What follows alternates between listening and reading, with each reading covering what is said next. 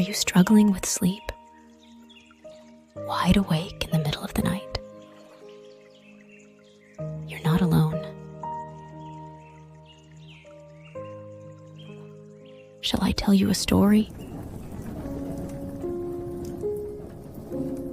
Tonight, let's journey back with Sophie Hatter as we return to Howl's moving castle. As Sophie adapts to life in Howl's enchanted castle, she's drawn deeper into its mysteries. Howl's frequent, secretive outings, his odd spells of melancholy, and his new interest in Miss Letty Hatter fuel Sophie's growing curiosity and frustration. Meanwhile, hints from Calcifer about breaking his magical contract pull her further into an intriguing web of secrets. If this story whispered comfort and eased you into sleep, please remember to hit the like button and share your thoughts before you drift off. If you'd like to support the channel and enjoy ad-free listening, you can visit patreon.com/sleepyspark.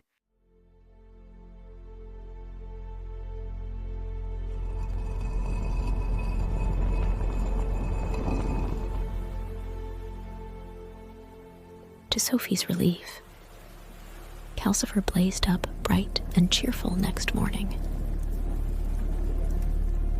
If she had not had enough of Howl, she would have been almost touched by how glad Howl was to see Calcifer.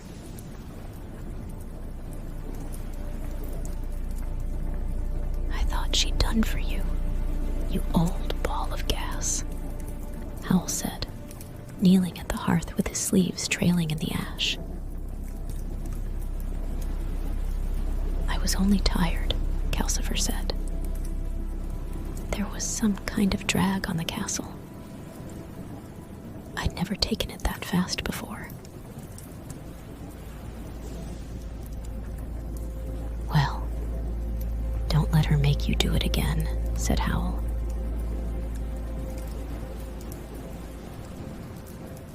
He stood up, gracefully brushing ash off his gray and scarlet suit. "Make a start on that spell today, Michael. And if anyone comes from the king, I'm away on urgent private business until tomorrow. I'm going to see Letty, but you needn't tell him that." He picked up his guitar and opened the door with the knob green down onto the wide, cloudy hills. The scarecrow was there again. When Howl opened the door, it pitched sideways across him, with its turnip face in his chest. The guitar uttered an awful twangoing. Sophie gave a faint squawk of terror and hung on to the chair. One of the scarecrow's stick arms was scraping stiffly round to get a purchase on the door. From the way Howl's feet were braced, it was clear he was being shoved quite hard. There was no doubt that the thing was determined to get into the castle.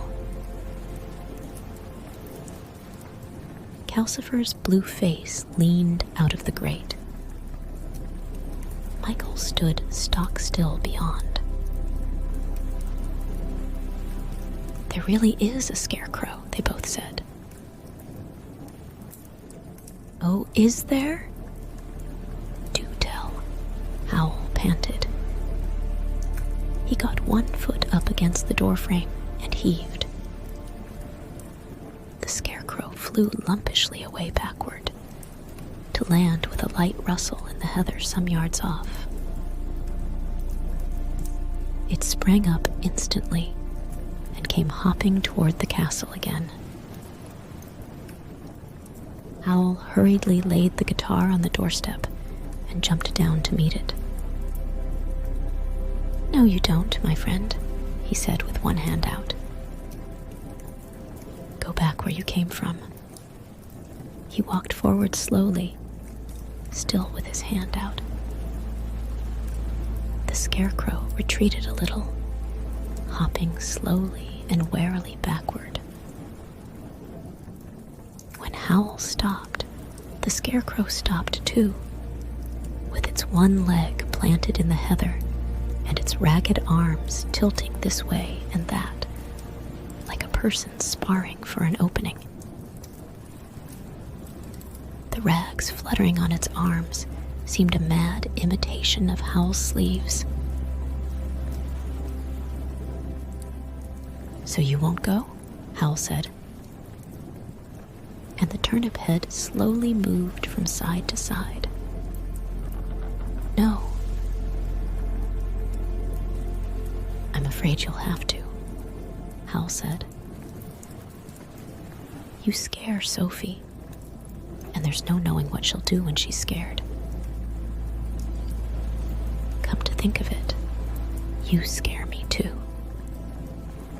Howl's arms moved heavily, as if he was lifting a large weight, until they were raised high above his head. He shouted out a strange word, which was half hidden in a crack of sudden thunder. And the scarecrow went soaring away. Up and backward it went, rags fluttering, arms wheeling in protest, up and out, and on, until it was a soaring speck in the sky,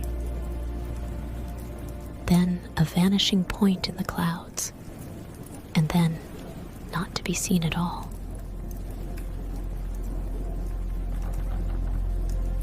Howl lowered his arms and came back to the doorway, mopping his face on the back of his hand. "I take back my hard words, Sophie," he said, panting. "That thing was alarming. It may have been dragging the castle back all yesterday. It had some of the strongest magic I've met. Whatever was it? All that was left of the last person you cleaned for?"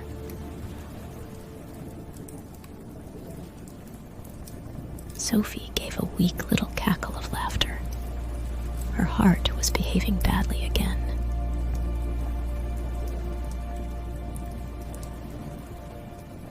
Howl realized something was wrong with her. He jumped indoors across his guitar, took hold of her elbow, and sat her in the chair. "Take it easy now." Something happened between Howl and Calcifer then. Sophie felt it because she was being held by Howl. And Calcifer was still leaning out of the grate. Whatever it was, her heart began to behave properly, almost at once. Howl looked at Calcifer, shrugged, and turned away to give Michael a whole lot of instructions about making Sophie keep quiet for the rest of the day.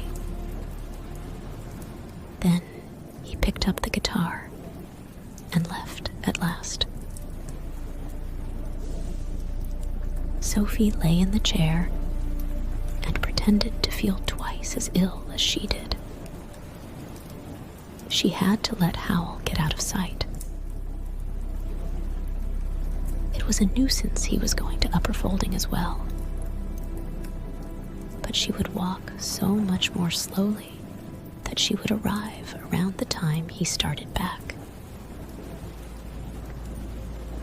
The important thing was not to meet him on the way.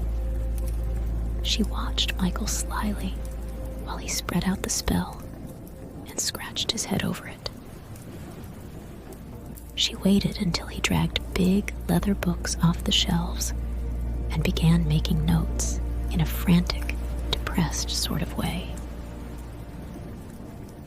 When he seemed properly absorbed, Sophie muttered several times, "Stuffy in here."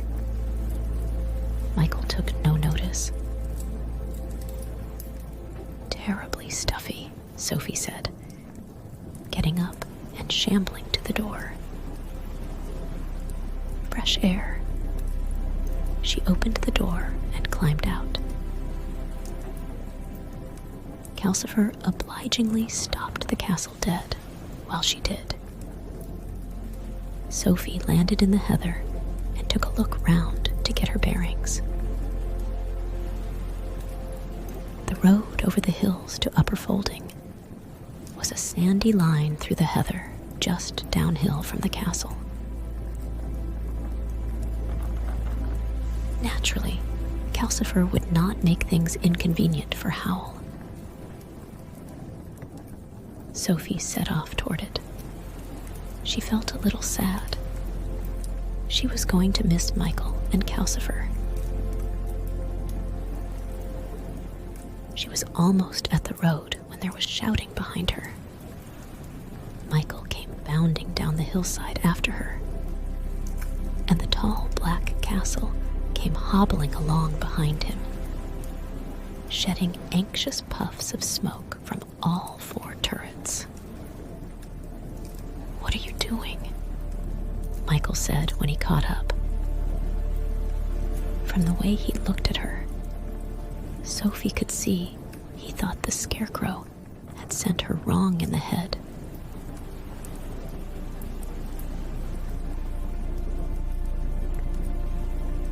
"I'm perfectly all right," Sophie said indignantly. "I'm simply going to see my other sister's granddaughter. She's called Letty Hatter, too.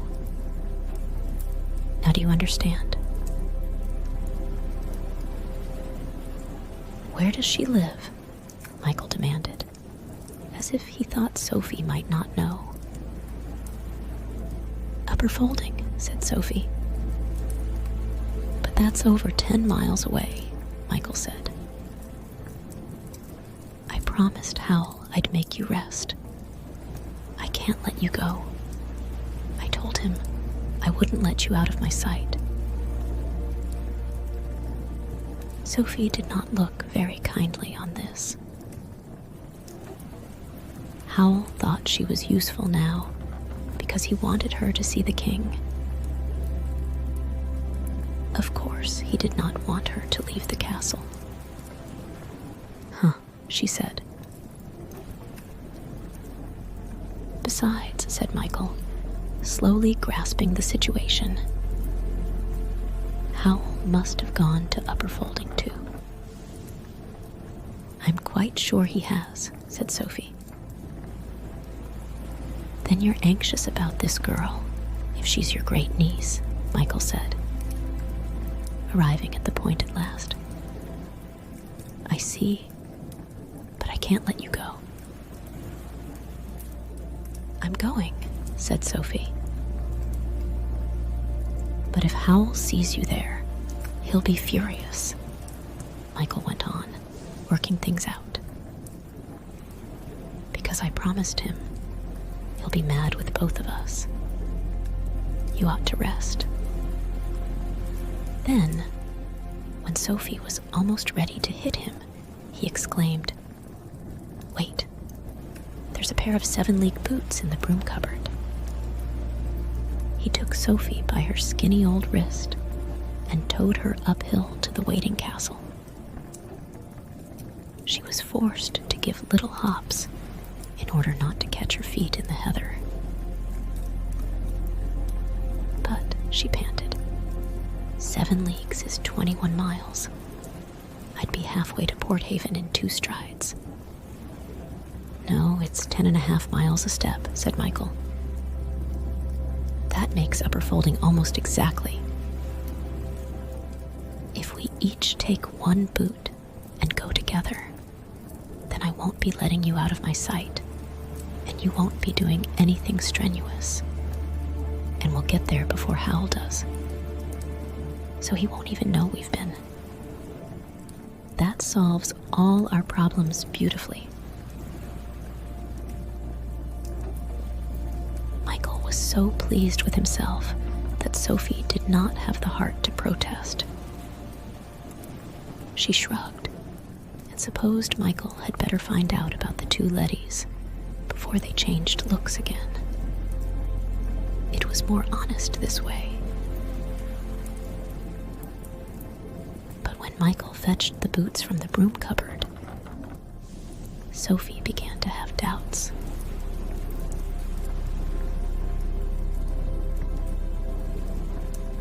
Up to now, she had thought they were two leather buckets that had somehow lost their handles and then got a little squashed.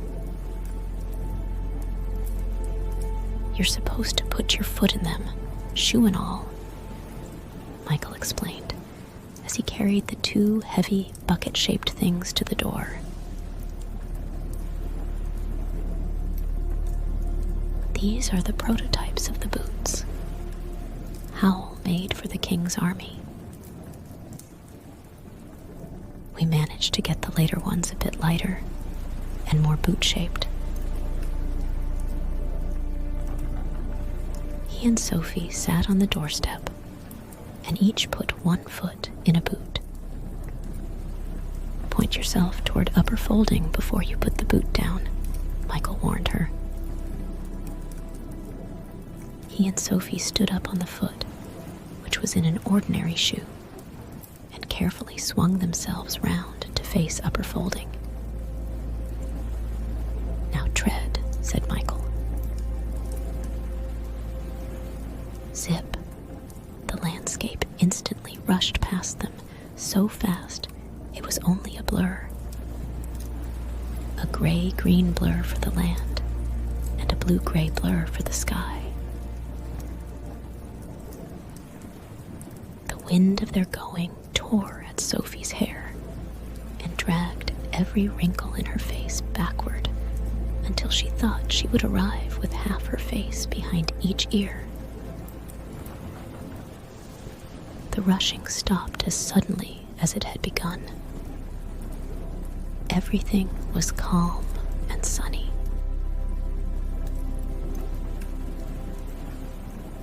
They were knee-deep in buttercups in the middle of Upper Folding Village Common. A cow nearby stared at them. Beyond it, thatched cottages drowsed under trees. Unfortunately, the bucket-like boot was so heavy that Sophie staggered as she landed. "Don't put that foot down," Michael yelled. Too late. There was another zipping blur and more rushing wind. When it stopped, Sophie found herself right down the folding valley, almost into Marsh Folding. "Oh, drat," she said, and hopped carefully round on her shoe and tried again.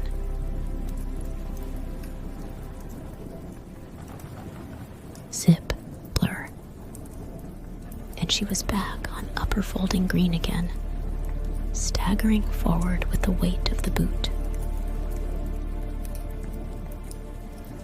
She had a glimpse of Michael diving to catch her.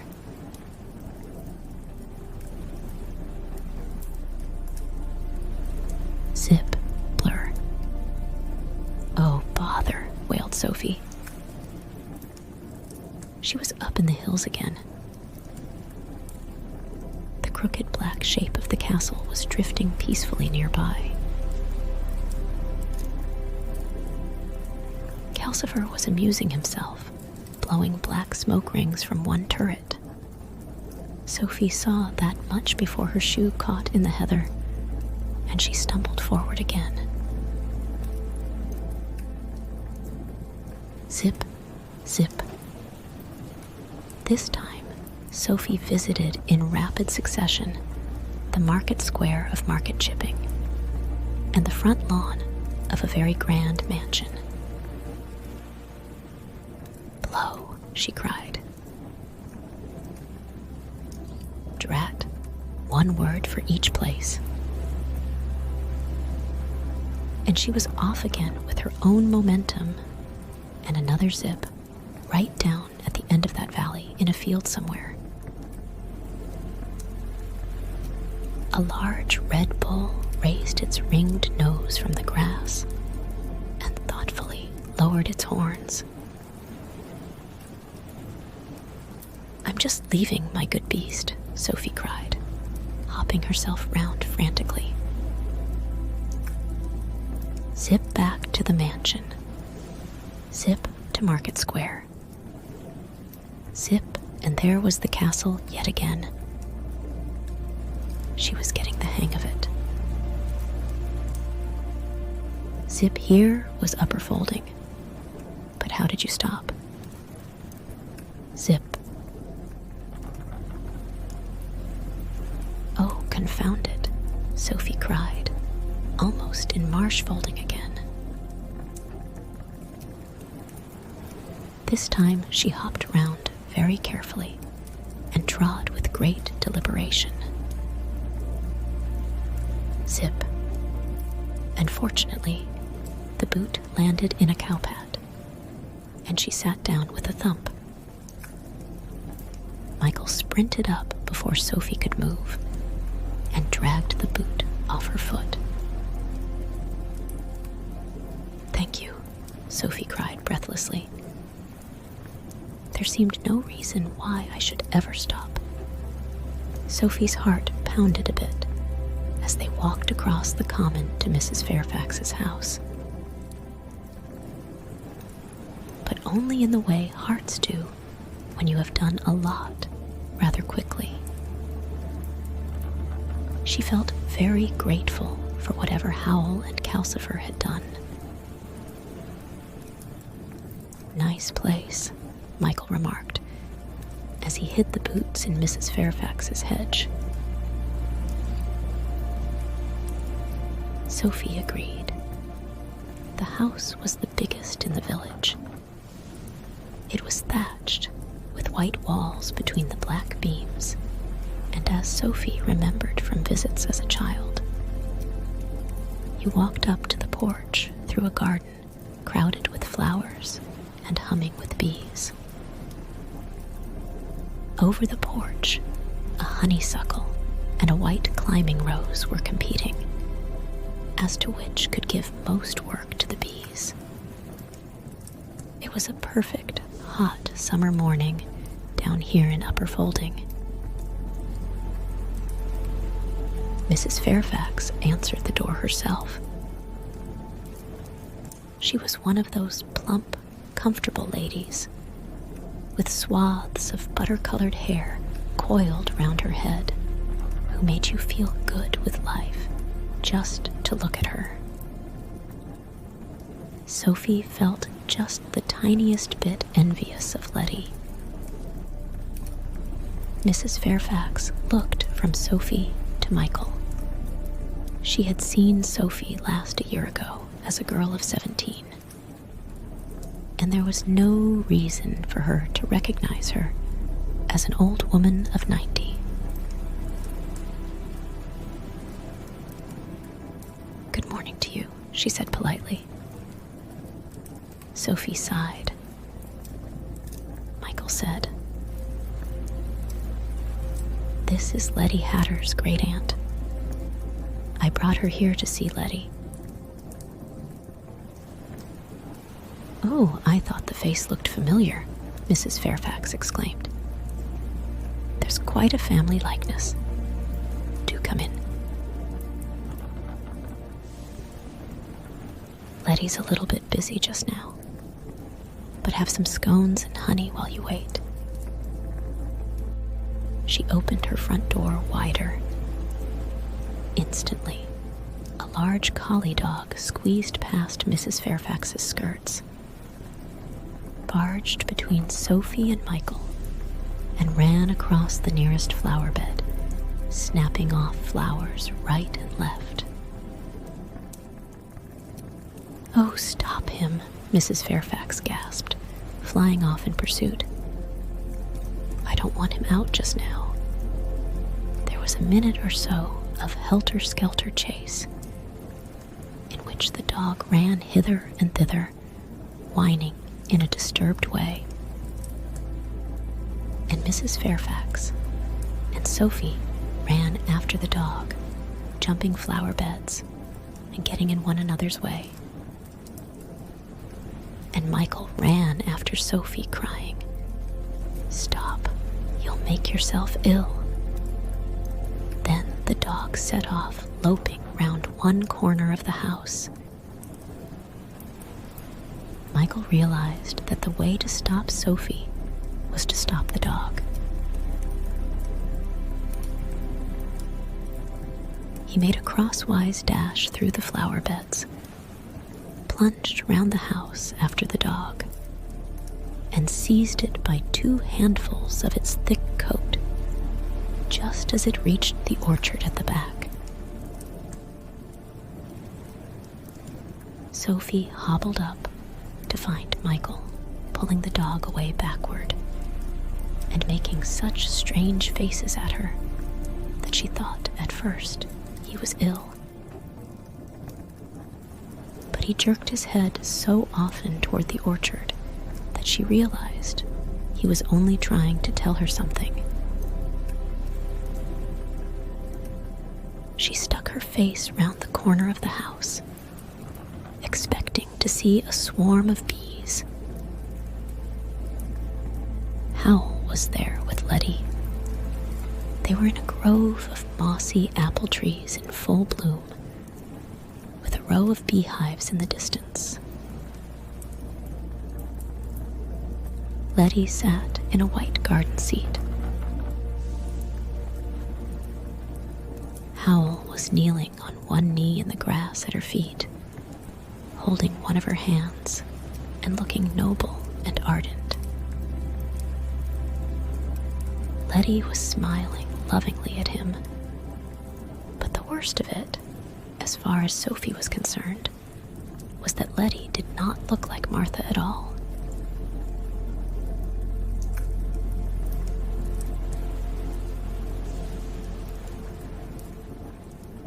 She was her own extremely beautiful self.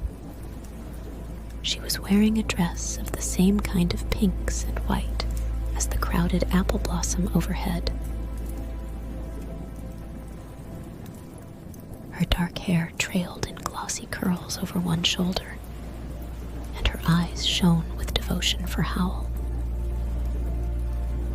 Sophie brought her head back round the corner and looked with dismay at Michael, holding the whining collie dog.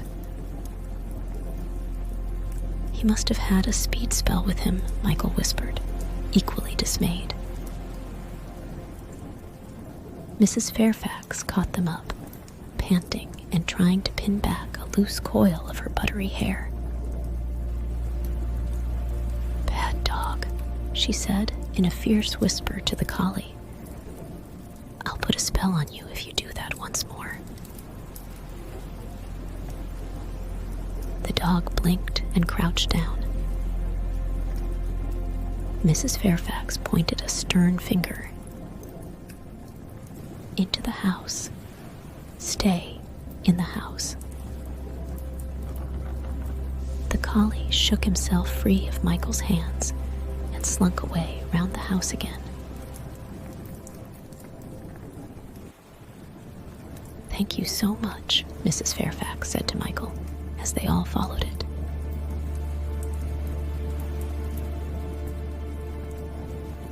"He will keep trying to bite Letty's visitor. Inside," she shouted sternly in the front garden, as the collie seemed to be thinking of going round the house and getting to the orchard the other way.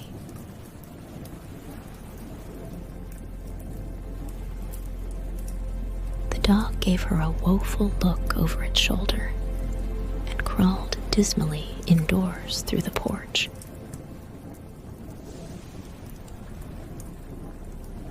"That dog may have the right idea," Sophie said. "Mrs. Fairfax, do Do you know who Letty's visitor is? Mrs. Fairfax chuckled. The wizard Pendragon, or Howl, or whatever he calls himself, she said. But Letty and I don't let on we know. It amused me when he first turned up, calling himself Sylvester Oak, because I could see he'd forgotten me, though I hadn't forgotten him, even though his hair used to be black in his student days.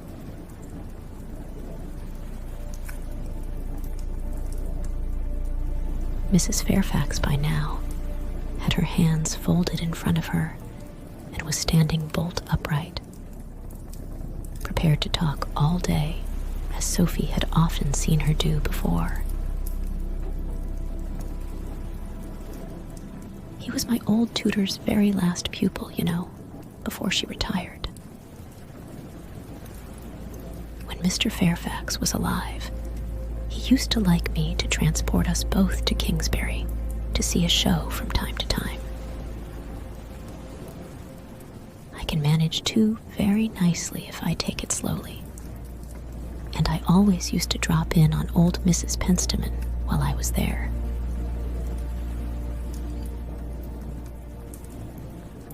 She likes her old pupils to keep in touch, and one time she introduced this young Howl to us. Oh, she was proud of him. She taught Wizard Suleiman too, you know, and she said Howl was twice as good. But don't you know the reputation Howl has? Michael interrupted. Getting into Mrs. Fairfax's conversation was rather like getting into a turning skipping rope. You had to choose the exact moment, but once you were in, you were in. Mrs. Fairfax turned herself slightly to face Michael. Most of it's just talk, to my mind, she said. Michael opened his mouth to say that it was not. But he was in the skipping rope then, and it went on turning. And I said to Letty, "Here's your big chance, my love."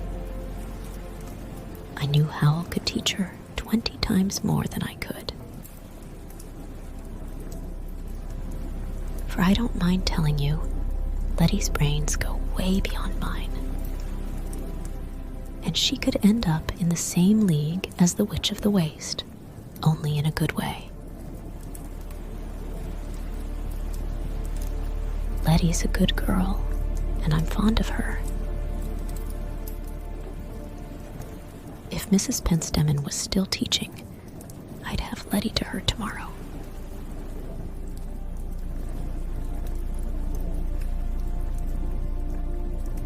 But she isn't. So I said, Letty, here's Wizard Howl courting you, and you could do worse than fall in love with him yourself and let him be your teacher. The pair of you will go far.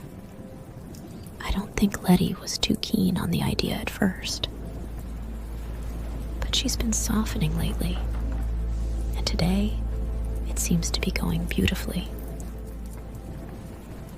Here, Mrs. Fairfax paused to beam benevolently at Michael, and Sophie dashed into the skipping rope for her turn. But someone told me Letty was fond of someone else, she said. Sorry for him, you mean, said Mrs. Fairfax. She lowered her voice. There's a terrible disability there, she whispered suggestively. And it's asking too much of any girl. I told him so. I'm sorry for him myself.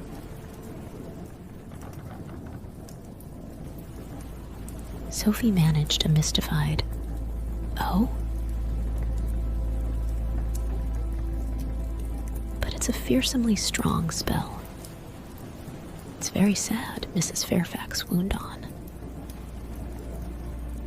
I had to tell him that there's no way someone of my abilities can break anything that's put on by the Witch of the Waste. Howl might, but of course he can't ask Howl, can he? Here Michael, who kept looking nervously to the corner of the house in case Howl came round it and discovered them, managed to trample through the skipping rope and stop it by saying, "I think we'd better be going." "Are you sure you won't come in for a taste of my honey?" asked Mrs. Fairfax. "I use it in nearly all my spells, you know." And she was off again, this time about the magical properties of honey.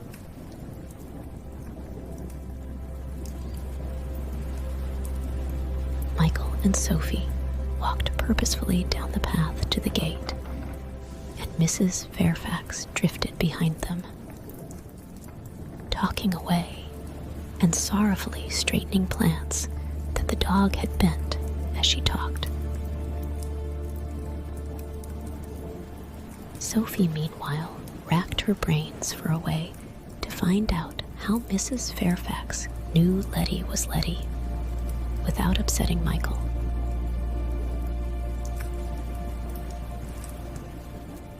Mrs. Fairfax paused to gasp a bit as she heaved a large lupine upright.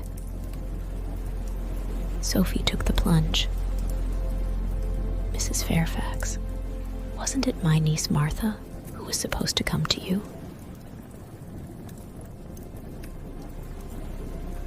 "Naughty girls," Mrs. Fairfax said, smiling and shaking her head as she emerged from the lupine. As if I wouldn't recognize one of my own honey-based spells. But as I said to her at the time, I'm not one to keep anyone against their will, and I'd always rather teach someone who wants to learn. Only, I said to her, I'll have no pretense here. You stay as your own self, or not at all. And it's worked out very happily, as you see. Are you sure you won't stay and ask her for yourself? I think we'd better go, Sophie said. We have to get back, Michael added, with another nervous look toward the orchard. He collected the 7-league boots from the hedge and set one down outside the gate for Sophie. And I'm going to hold on to you this time, he said. Mrs. Fairfax leaned over her gate while Sophie inserted her foot in the boot. 7 leaguers, she said. Would you believe I've not seen any of those for years? Very useful things for someone your age, Mrs. Eyre. I wouldn't mind a pair myself these days. So it's you Letty inherits her witchcraft from, is it? Not that it necessarily runs in families, but as often as not. Michael took hold of Sophie's arm and pulled. Both boots came down, and the rest of Mrs. Fairfax's talk vanished in the zip and rush of air. Next moment, Michael had to brace his feet in order not to collide with the castle. The door was open. Inside, Calcifer was roaring. Porthaven door. Someone's been banging on it ever since you left.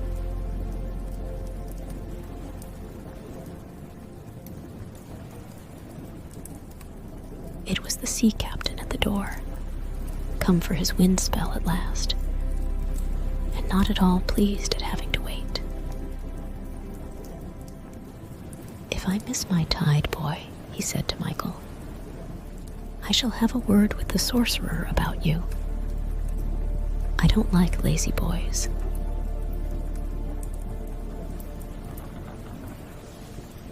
Michael, in Sophie's opinion, was far too polite to him, but she was feeling too dejected to interfere. When the captain had gone, Michael went to the bench to frown over his spell again, and Sophie sat silently mending her stockings. She had only the one pair, and her knobby feet had worn huge holes in them. Her gray dress by this time was frayed and dirty. She wondered whether she dared cut the least stained bits out of Howl's ruined blue and silver suit to make herself a new skirt with. But she did not quite dare. "Sophie," Michael said, looking up from his 11th page of notes, "how many nieces have you?" Sophie had been afraid Michael would start asking questions.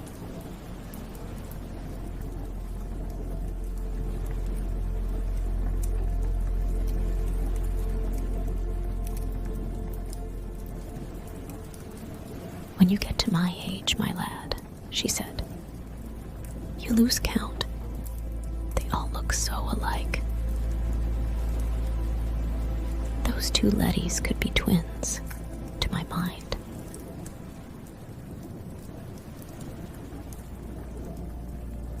"Oh no, not really," Michael said to her surprise. "The niece in upper folding isn't as pretty as my Letty." He tore up the 11th page and made a 12th.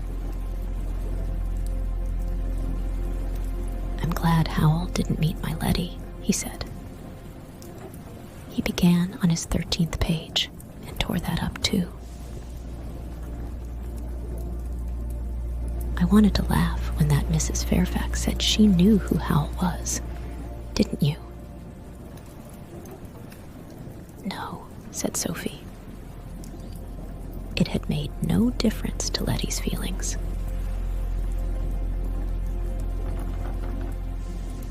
She thought of Letty's bright, adoring face under the apple blossom. "I suppose there's no chance," she asked hopelessly, "that Howl could be properly in love this time?"